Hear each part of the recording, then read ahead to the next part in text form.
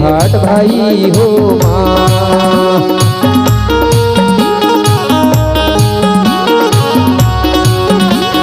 जय हो मैया।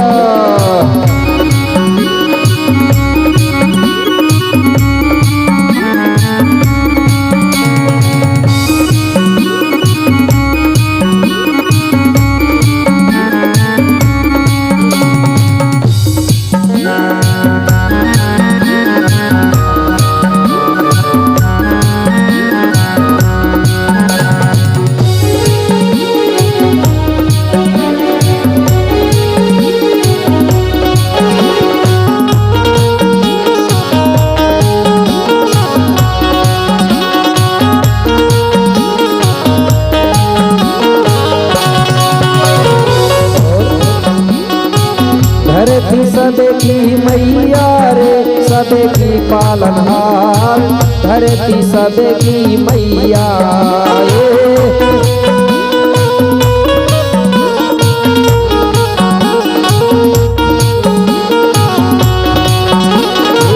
धरती सबकी मैया रे सबकी पालनहार, धरती सबकी मैया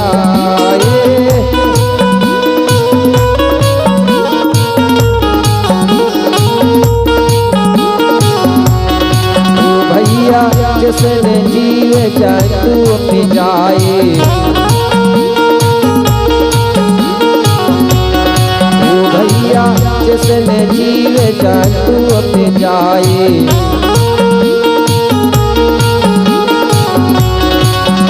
अरे लोग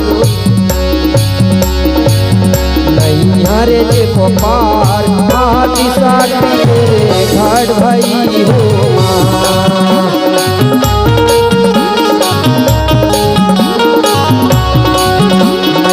आदि साथी तेरे घाट भाई हो माँ।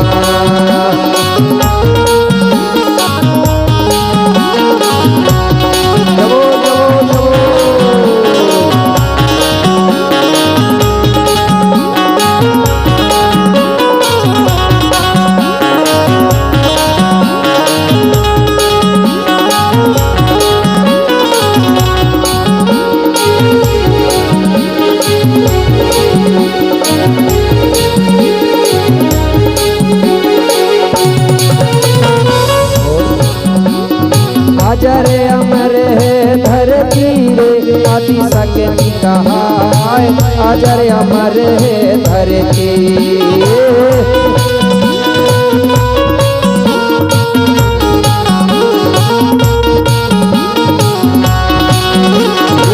अजर अमर है धरती रे आदि शक्ति कहाय, अजर अमर है धरती।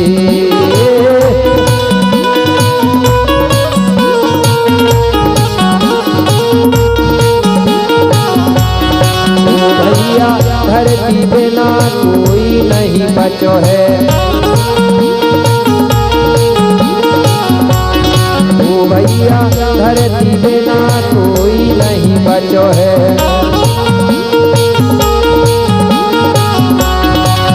सारे लोरे बोले गान आदि साथी तेरे घाट भाई हो माँ। मैया आदि साथी तेरे घाट भाई हो माँ।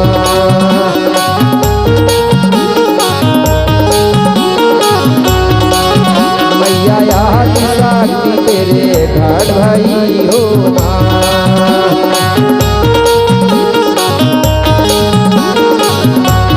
जय हो मैया।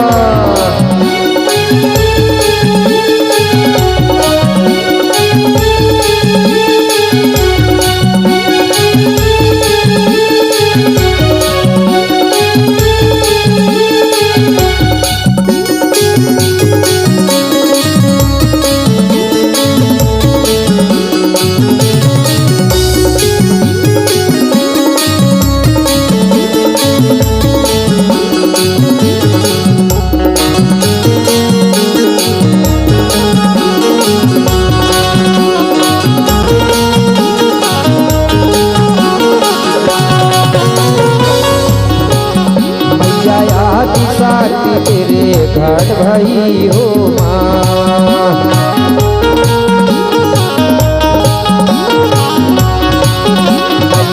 आदि शक्ति तेरे घट भई हो माँ।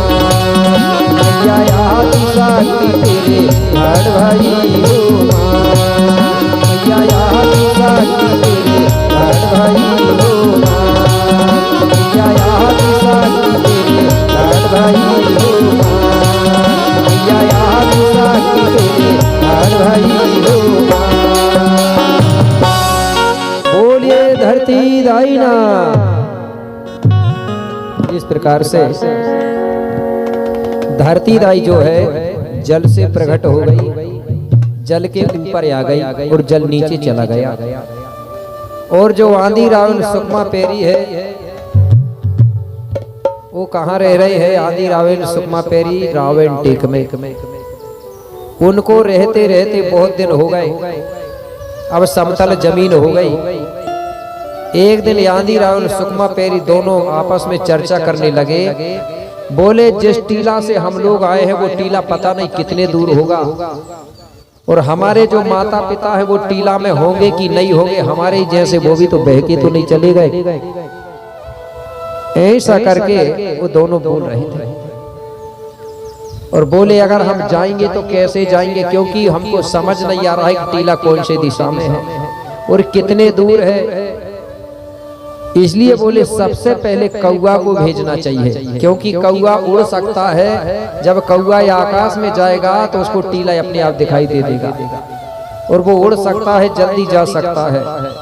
तो आंधी रावण सुकमा पेरी ने अपने मित्र कौआ को बुलाया और कौआ से कहने लगा, मित्र कौआ एक काम करो, तुम उड़ सकते हो, जल्दी पहुंच सकते हो, इसलिए तुम वो टीला जाके पता करो जिस टीला से हम लोग आए हैं। वो टीला जाओ और हमारे माता पिता को पता करके आओ वो टीला में है या वो भी पानी में बह के कहीं चले तो नहीं गए।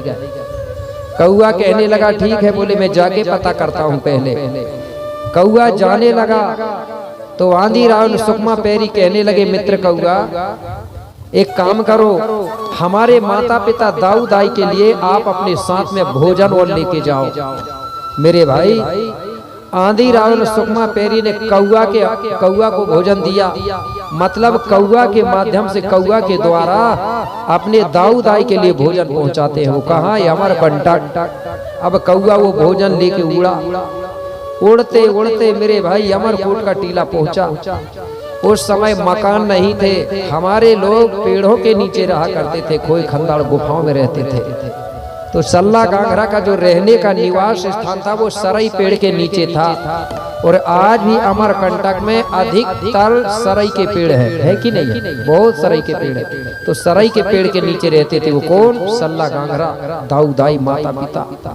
कौआ उड़ते उड़ते गया और सरई के पेड़ में बैठ गया।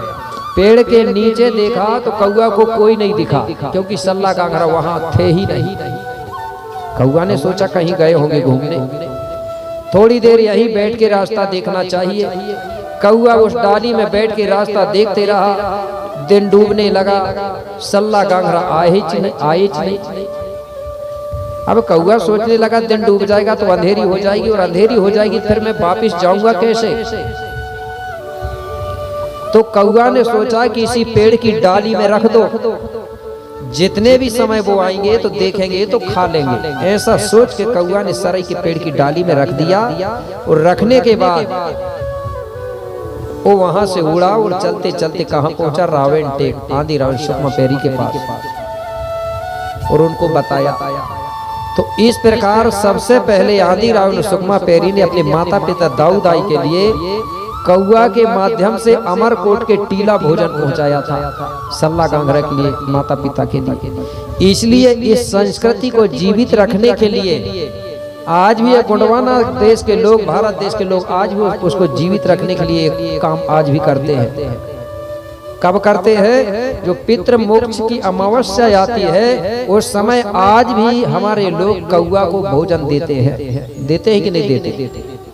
लेकिन उनको ये पता नहीं है कि कौआ, एक से पूछा था मैंने, बोले कौआ बाप है, बोले हमारा, इसलिए कौआ को भोजन देते हैं। वो बाप नहीं है, वो पुरखा नहीं है, लेकिन उसने हमारे पुरखाओं तक भोजन पहुंचाया था, इसलिए देते हैं कि इसको देंगे तो वहां पहुंचा देगा करके देते हैं। ठीक है ना, लोगों को अच्छे से जानकारी ना होने के कारण ऐसा बोला। वो जैसा भी हो, लेकिन आज भी इस संस्कृति को जीवित रखने के लिए आज भी पितृमुख अमावस्या को हमारे लोग कौआ को भोजन देते हैं। तो जो लोग इस चीज को मानता है, जो ये काम करता है, भली वो ना कहे कि मैं गोंड नहीं हूँ, लेकिन गोंडी रीति गोंडी संस्कृति को अगर मान रहा है तो उनके पुरखा जरूर गोंड रहे होंगे, तब तो वो ऐसा कर रहा है। कर रहा है कि नहीं कर रहा है?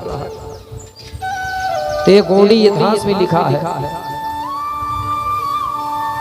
अब आंधी रावण सुखमा पैरी कहने लगे, बोले अब पानी नदियों से बहने लगा, जमीन समतल हो गई, अब हम पैदल जा सकते हैं। एक दिन दोनों निकल गए पैदल।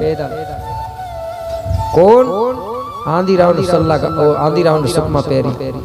अब ये चलते चलते चलते अमरकोट के टीला पहुंचे। जिस पेड़ के नीचे उनके माता पिता रहते थे सल्ला गांगरा, उस पेड़ के नीचे दूर से देखते हैं तो उस पेड़ के नीचे इन्होंने क्या देखा?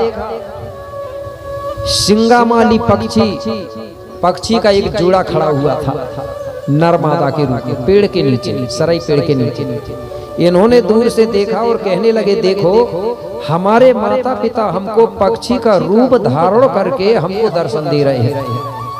ये दूर खड़े होकर कोई पक्षी का जोड़ा को हाथ जोड़ के दर्शन करते हैं, सेवा जोहार करते हैं, प्रणाम करते हैं। उन्होंने सोचा कि हमारे ही माता पिता ये पक्षी का रूप धारण करके हमको दर्शन दे रहे हैं, ये सोच लिया। अब बोले चलो किनारे में चलते हैं। जैसे ही ये लोग किनारे में गए उस पेड़ के नीचे, तो जो पक्षी का जोड़ा है वो गायब हो गया। उनको वहां मिला ही नहीं, दिखा ही नहीं, कहां चला गया। ये लोग मन ही मन में सोचने लगे कि देखो हमारे माता पिता बोले गायब हो गए, अंतर ध्यान हो गए। बोले अभी तो यहीं खड़े थे, अब ये दोनों वहीं अपने माता पिता को ढूंढ रहे हैं। थोड़ी देर के बाद में वहां मिला क्या इनको? जो अमरकोट का टीला है, वो टीला से जल की धार फव्वारा के रूप में निकल रही थी, जलधार निकल रही थी। ये जलधारा को देख करके कहने लगे, अरे पहले हमारे माता पिता ने पक्षी का रूप धारण करके दर्शन दिया और अब हमको जल की धारा बन के दर्शन दे रहे हैं। उसी जलधारा को इन्होंने अपने माता पिता कह दिया। ये कौन है? सल्ला गांगरा। बाद में उसी धारा का हिंदी में अनुवाद हुआ। सबसे पहले उस धारा को बोलते थे सल्ला गांगरा। क्या बोलते थे? सल्ला गांगरा। आज गोंड लोग भी बोलते हैं ना सल्ला गांगरा। अब सल्ला गांगरा है क्या? सल्ला यानी होती है नर, नर माने पिता दाऊ शक्ति। गांगरा का मतलब होता माता शक्ति, मतलब मादा। तो सल्ला यानी नर और गांगरा यानी मादा। तो हिंदी में क्या बोलने लगे? नर मादा। क्या नाम रख दिया लोगों ने? नर मादा। ये हिंदी में हुआ है, ठीक है। उसके पहले क्या नाम था? सल्ला और गांगरा। तो सल्ला यानी होती है नर शक्ति, धन शक्ति, और गांगरा यानी होती है ऋण शक्ति, मादा शक्ति। इसलिए जो अमरकोट के टीला से जो जल की धार बह रही है वो नर मादा शक्ति है, पिता पिता पिता माता शक्ति है, दाऊ दाई शक्ति है। जिस दिन ये नर्मदा शक्ति नहीं रहेगी, दाऊदाई शक्ति नहीं रहेगी, धन ऋण शक्ति नहीं रहेगी, वहां कोई भी जीवों का जन्म नहीं होगा। उस दिन से जीवों का जन्म होना बंद हो जाएगा, प्रलय हो जाएगा। तो वही शक्ति है हमारी, नर्मदा शक्ति है। ये नर्मदा शक्ति ही समस्त जीवों को जन्म देती है। तो उसी नर्मदा, उसी जल, उसी पानी से हमारा जन्म होता है कि नहीं होता? हमारा जन्म उसी जल पानी से ही होता है और मरने के बाद भी उसी नर्मदा शक्ति में हम लोग समाहित होते हैं। कैसे होते हैं?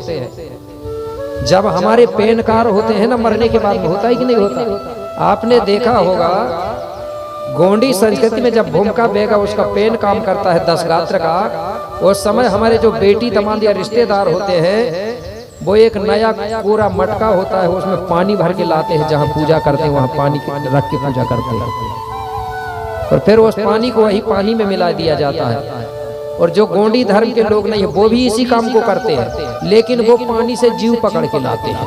ठीक है, क्या लाते हैं वो? जीव पकड़ के लाते हैं। गोंड लोग पानी भर के लाते हैं, क्योंकि गोंड लोग ये जान रहे हैं कि पानी में सूक्ष्म रूप से कीटाणु होते ही है।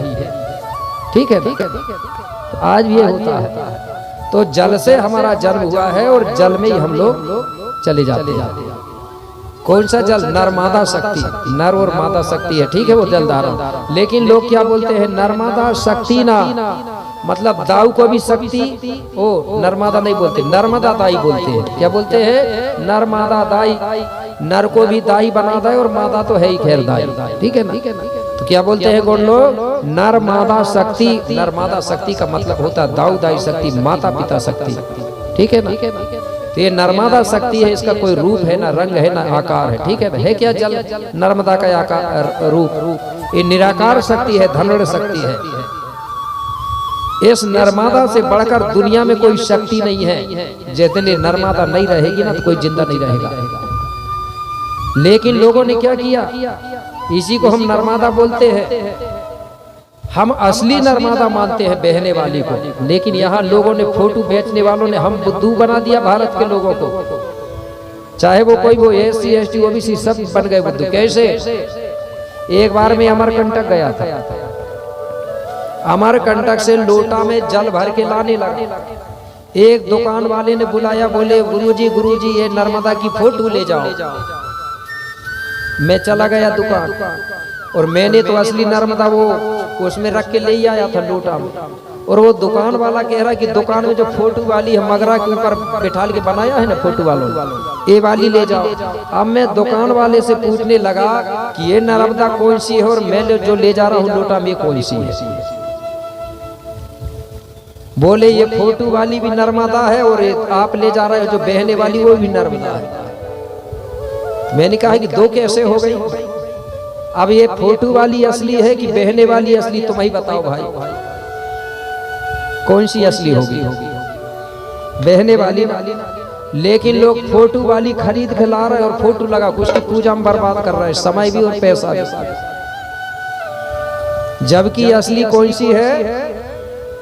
बहने वाली। जब प्यास लगेगी तो कौन सी पिएंगे हम लोग?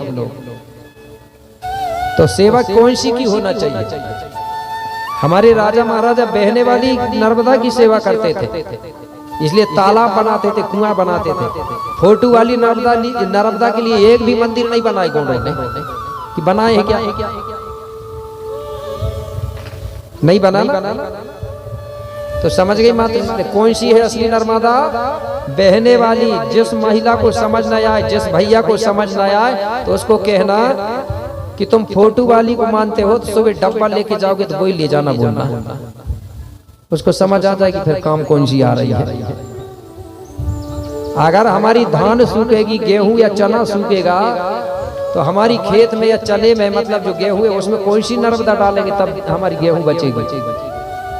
बहने वाली।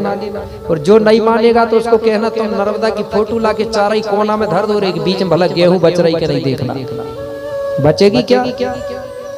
तो हाँ, ये असली और नकली को जानो। मैं मानने को मना नहीं करता, मानिए, लेकिन पहले जानिए असली कौन सी है। अब लोग इसी में क्या कर देते हैं कुछ लोग, अरे बोले वो गोंडी धर्म के गुरु तो देवी देवता का विरोध कर रहे थे। ये विरोध नहीं, मानने को बोल रहा हूँ, लेकिन पहले जानिए सही कौन सी है। सही को मानिए, जो गलत है उसको मत मानिए, ये बोलता हूँ, ठीक है ना। तो समझ गए? वो नर्मदा आज भी जल की धार बन के बह रही है। वही हमारी माता पिता दाऊ दाई शक्ति है। इसी नर्मदा की जो परिक्रमा कर लेता है, परिक्रमा का मतलब होता है सेवा।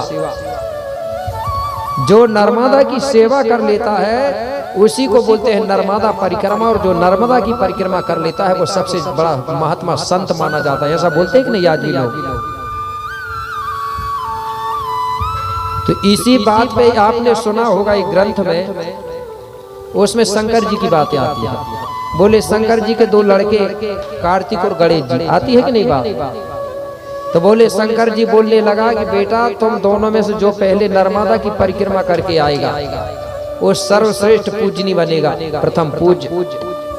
लेकिन वहां धरती की बात लिखी है कि जो धरती की परिक्रमा करके आएगा। और कुछ जगह एक में ऐसा लिखा है कि नर्मदा की परिक्रमा करके आएगा। तो दोनों भाई कहने लगे ठीक है पिताजी। अब कार्तिक जी जो था वो उसका वाहन शेर बताया जाता, मोर बताया जाता है। तो कार्तिक जी तो बड़ा खुश हुआ, बोले मैं तो नर्मदा की परिक्रमा बहुत जल्दी करके आ जाऊंगा, क्योंकि मोर उड़ता है, जल्दी चला जाएगा। अब गणेश सोचने लगा कि यार मेरा वाहन तो चूहा है, ये तो पहुंच ही नहीं पाएगा और ये लौट के आ जाएगा। मेरे भाई दोनों भाई निकल पड़े। अब कार्तिक जी तो मोर में बैठा उड़ गया। अब नर्मदा की परिक्रमा करने लगा। अब गणेश सोचने लगा कि अब मैं करूं तो क्या करूं, निकल तो गया। अब वो दिमाग लगाने लगा, विवेक करने लगा। उसके पास विवेक और तर्क था। उसने सोचा कि पिताजी ने बोले हैं नर्मदा की परिक्रमा, चाहे वो नर्मदा की बात करो, चाहे जन्म देने वाले नर्मदा की बात करो, वही रूप यहाँ भी है कि नहीं? जो नर्मदा का रूप है वो तुम्हारे माता पिता के में भी है। तो गणेश ने सोचा कि कहीं नहीं जाता, मेरे माता पिता भी तो मेरे नर्मदा है। कहीं नहीं गया, नर्मदा के आसपास घूम गया, मतलब अपने माता पिता के आसपास। सामने खड़ा होकर बोले मैं तो परिक्रमा करके आ गया। बोले कैसे? बोले आपने बोले थे पिताजी की नर्मदा की परिक्रमा, बोले तो आप ही तो नर्मदा हो। बोले मेरे माता पिता है। बोले इसलिए तो कहा गया है ना, मैंने कहा था ना, जिसके माता पिता अगर जिंदा है तो वही मथुरा और काशी है, बताया था। तो उसने माता पिता की सेवा कर लिया, इसलिए वो प्रथम पूज्य हो गया। तो मेरा कहने का मतलब है कि आप भी बिल्कुल कहीं मत जाओ, लेकिन जो माता पिता की सेवा करेगा, माता पिता की सेवा करना ही नर्मदा की परिक्रमा कहलाती है। ठीक है ना? और माता पिता को अलग करना ही कई लोगों ने।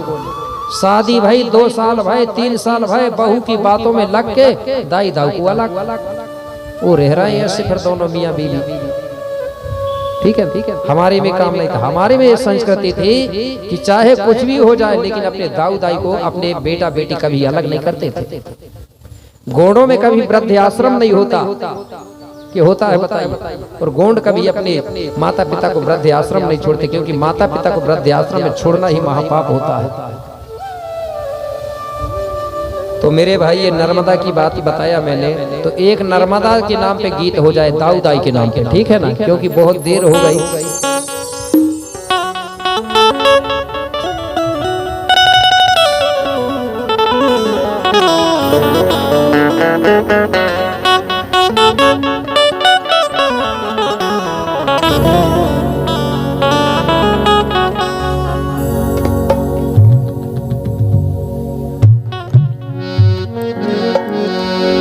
बोलिए सल्ला गांघराना, बोलिए नर्मदा शक्ति ना।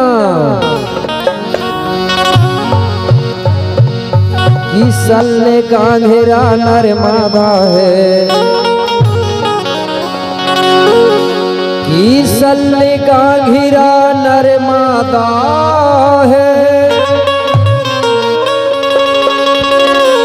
जो माता पिता कहलाए और माता पिता की सेवा से कि जीवन सफल हो जाए। ऐसे अमरकोट से चली नर्मदा, अरे बनी दूध सी धारगा।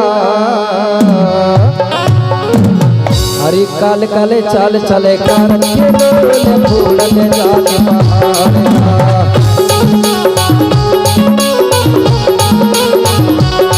हरी कल कल चल चले कर फूल जाके पहाड़गा।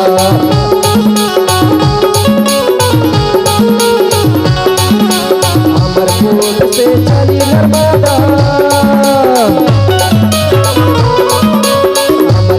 से चली नर्मदा, अरे बनी दूध सी धारना। हरी कल कल चल चल कर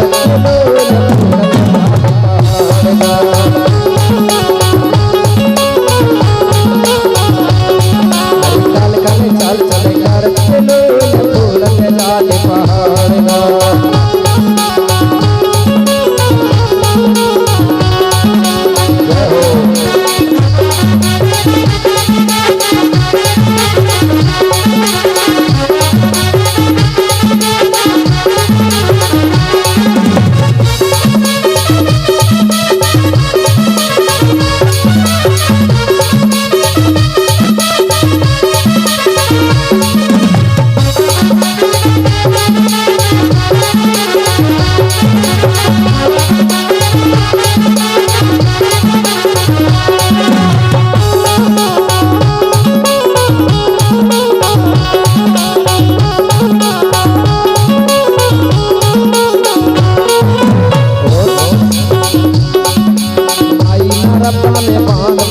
है रोक सके नहीं कोई।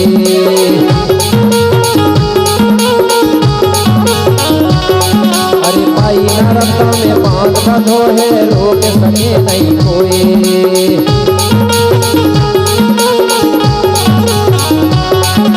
भूखे को भोजन उप जाए,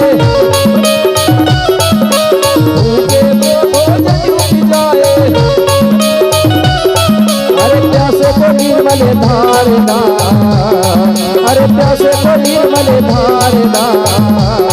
अरे काल काल चल चल काल बोल फूल में जान पहाड़ना।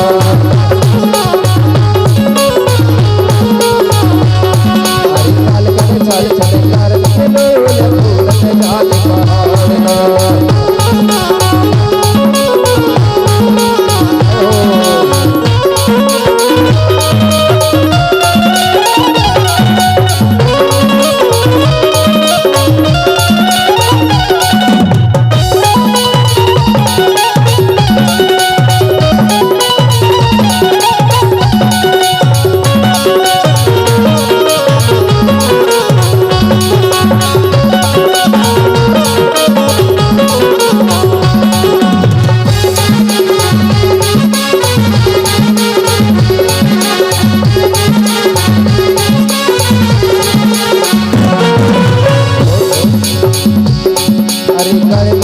को जाए के घेरी महिमा बड़ी अपार गा।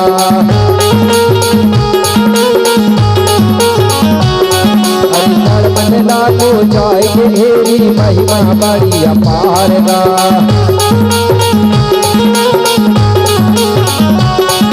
तुम्हें को मेला जहाँ लगल है, तुम्हें को मेला जहाँ लगल है। अरे तुकी लगाए नरे नारदा, अरे तुकी लगाए नरे नारदा। अरे चंदन चंदन खेलो फूल के जान पहाड़ना।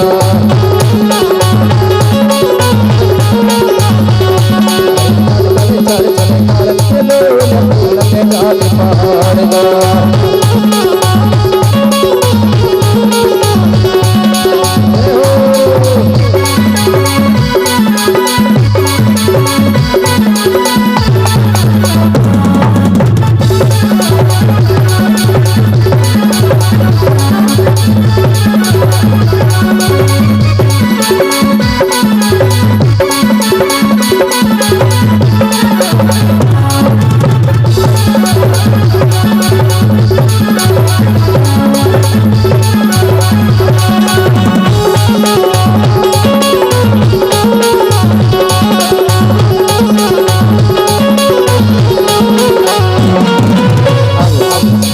नर्मदा शक्ति जल की धार धीरे धीरे आगे बढ़ी। कैसे? अरे जबलपुर से आगे बढ़ के बन गई है धुआंधार गा। अरे जबलपुर से आगे बढ़ के बन गई है धुआंधार गा।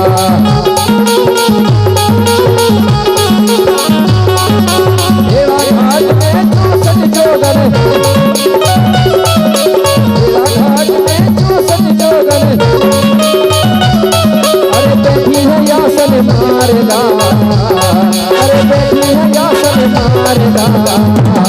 अरे काल काल चाल चले कार के बोल फूल में जाने पहाड़ना। अरे काल काल चाल चले कार के बोल फूल में जाने पहाड़ना।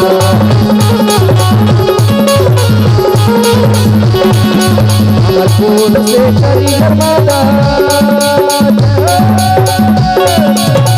फूल से करी नर्मदा। अरे पानी दूर की धारना।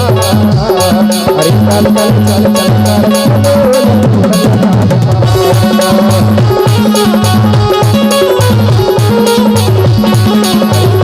चल चल कर फूल में जाने पहाड़ना।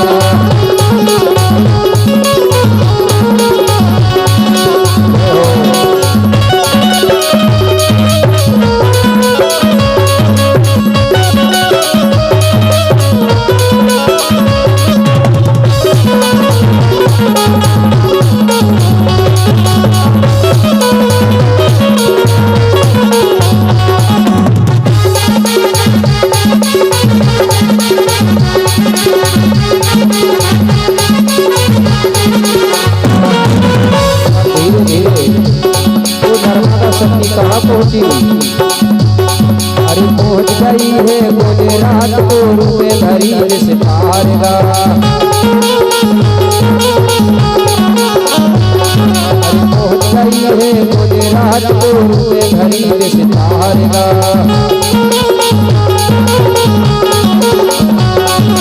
आई समुद्र में जाके मिल गई, आई समुद्र में जाके मिल गई। अरे कोया कर जोहारेगा, अरे कोया कर जोहारेगा। अरे कल कल कल चले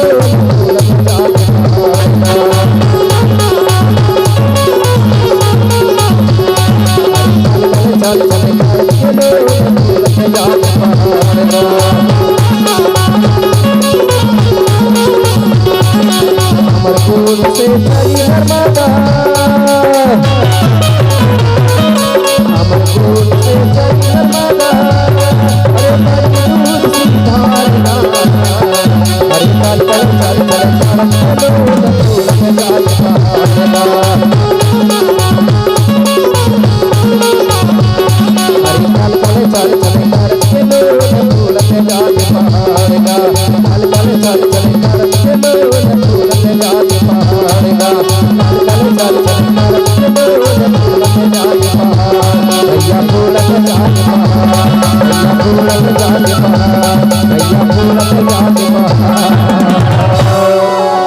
बोलिए नर्मदा शक्ति ना। इस प्रकार से वो दाऊदाई शक्ति है, माता पिता शक्ति है, सल्ला गांघरा, वो आज भी अमरकोट के टीला से जल की धार बन के बह रही है और समस्त जीव प्राणियों का पालन कर रही है। अब आगे क्या हुआ मेरे भाई? जो आंधी रावण सुकमा पेरी है, उन्हीं के नाम से उनके जो बेटा बेटी हैं, कौन? आंधी रावण। वो आंधी रावण सुकमा पेरी ने अपने माता पिता मतलब सल्ला गांघरा के नाम से वहां पर अमरकोट में स्थान बना दिया, जो आज भी प्रमाणित है। कैसे? कि आदि रावण सुकमा ने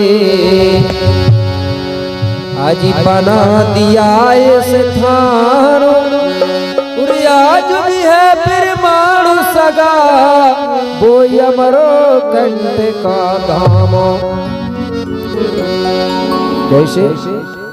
कि आंधी रावण सुकमा पेरी ने अपने दाऊदाई के नाम से वहां स्थान बना दिया, जिस स्थान को हम लोग बोलते थे बंश भिड़ी या बांस भिड़ी, जानते हैं ना बंश भिड़ी बांस भिड़ी, उसका नाम खत्म हो गया, कोई जानता ही नहीं। वहीं से हमारा वंश बेला चला, जिस जगह को वंश भिड़ी बोलते थे वहीं पर बांस का पेड़ था, बांस का भेड़ो था, वहीं से हमारा बेल वंश अब चलता है, फैलता है। इसलिए गोंड समाज में बांस की लकड़ी नहीं जलाया जाता था। कहीं कहीं आज भी इस चीज को मानते हैं। हमारी पुरानी जो सियानी दाइयाँ है ना, वो बोलती हैं बेटा बांस की लकड़ी आगी में नहीं जलाते। एक बार मैंने हमारी आजी से पूछा क्यों नहीं जलाते? अब उनको ये पता नहीं था, लेकिन मानती थी वो इस चीज को। बोले पहले ही से देखा चले आ रहे हैं, बोले इसलिए नहीं जलाते। मुझे बाद में ये पता चला कि बांस की लकड़ी इसलिए नहीं जलाया जाता क्योंकि उससे हमारी वंश बेला का विस्तार हुआ है। बांस की लकड़ी अगर हम जलाते हैं तो हमारा वंश बेला कमजोर होता है, कई प्रकार की बीमारियां पैदा होती हैं। ये विज्ञान का सर्च भी है। अगर एक आदमी सिगरेट पी रहा है और एक आदमी अगर बांस की लकड़ी वाली अगरबत्ती जला रहा है तो सिगरेट से भी 1.5 गुना खतरनाक धुआं अगरबत्ती से निकलता है बांस की लकड़ी जलने से। इसलिए हमारे लोग बांस की लकड़ी नहीं जलाते थे। इसलिए कुछ हमारे गुरुओं ने बोल दिया कि अगरबत्ती गोंडों को नहीं जलाना चाहिए, वो डायरेक्ट बोल दिया। तो कई लोग गोंड भड़क गए, अरे बोले क्या क्या बता रहे हैं, अगरबत्ती मना कर रहे हैं देवी देवताओं लगाने का। तो वो इसलिए मना किया गया था क्योंकि उसमें बांस की लकड़ी होती है और बांस की लकड़ी जलाना हमारे में निषेध है। ठीक है ना? उस बांस की लकड़ी से हमारे झंडे बना, झंडे में जो लाठी लगाया जाता है लकड़ी, वो झंडे में उसकी लकड़ी होती है। हमारे घर में जो अनाज साफ करने का सूपा होता है ना, सेती भी बोलते हैं गोंडी, वो भी बांस का होता है। जब दूल्हा बनता है तो उसका बिजना भी बांस की लकड़ी का महत्व होता है। भले अब कपड़े के लगा रहे हैं आप लोग, ठीक, लेकिन बांस की लकड़ी होना चाहिए उसमें। तो बांस की लकड़ी पूजनीय है। जब बाहर से कुछ विदेशी लोग आए हमारे गोंडवाना में तो उनको ये पता चल गया कि गोंड लोग बांस नहीं जलाते, क्योंकि बांस गोंडी संस्कृति में पूजनीय है। तो इन लोगों ने सोचा कि अगर किसी को डायरेक्ट बोलेंगे तो मानेंगे नहीं, इसलिए इनसे अगर जलवाना है तो दूसरी रणनीति तैयार करना पड़ेगा जिससे ये समझ भी ना पाए और बांस की लकड़ी जला दे। तो उन्होंने क्या किया, यहाँ बढ़िया अगरबत्ती बनाया सेंटेड, कि जैसे कि जलाएंगे सेंट मिल रहा कर, जबकि आदमी भगवान को खुश करने के लिए नहीं जलाता, वो जलाता है खुद खुश होने के लिए। जलाता है कि नहीं जलाता, कहता नाम लेता उसका है, वो भगवान थोड़ी बोलता है कि यही सुगंध से, वो अच्छी ढूंढेगा, अच्छी सेंट वाली तो बोलेगा, इसका मतलब है खुद के लिए जला रहा है। ठीक है ना। और अगर अगरबत्ती से देवता भगवान खुश होते ना तो दुकान वाले काय को बेचते, नहीं बेचते वो बिल्कुल। ठीक है। तो हमारे में अगरबत्ती नहीं जलाते, हमारे देवी देवताओं के लिए हम धूप रार का उपयोग करते हैं। रहता ना रार, गूगल जो प्राकृतिक गाद है, वो ऐसे ही नहीं है, ये प्राकृतिक सर्च है, खोज है हमारे भूमिकाओं की। जहाँ रार की धूप रखा जाता है उसका धुआं जहाँ तक जाता है तो नकारात्मक ऊर्जा सकारात्मक में बदलती है, ये धुआं है उसका। इसी प्रकार जो महुआ का पानी है ना, वो पानी का सुगंध भी जहाँ तक जाता है वहाँ तक का जो वायरस है वो नष्ट होता है। इसलिए हमारे भूमिका ये जानते थे, इसलिए महुआ का पानी, महुआ का फूल चढ़ाते थे, रार का धूप रखते थे।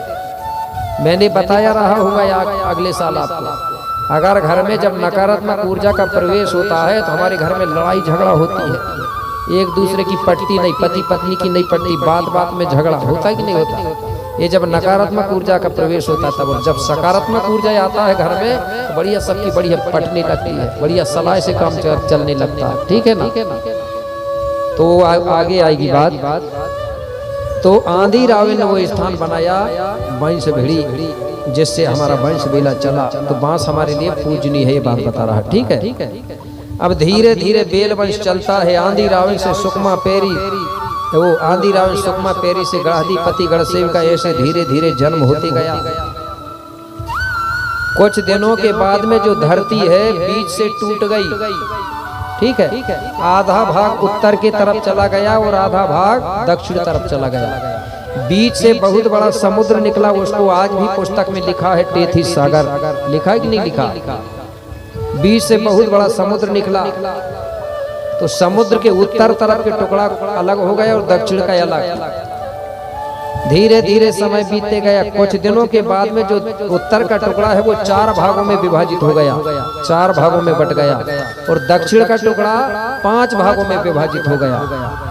तो 4 खंड धरती कहाँ है, उत्तर में, जिसको अंगारा लैंड बोलते हैं, और 5 खंड धरती कहाँ है, जिसको गंडोदीप या गोंडवाना लैंड बोलते हैं।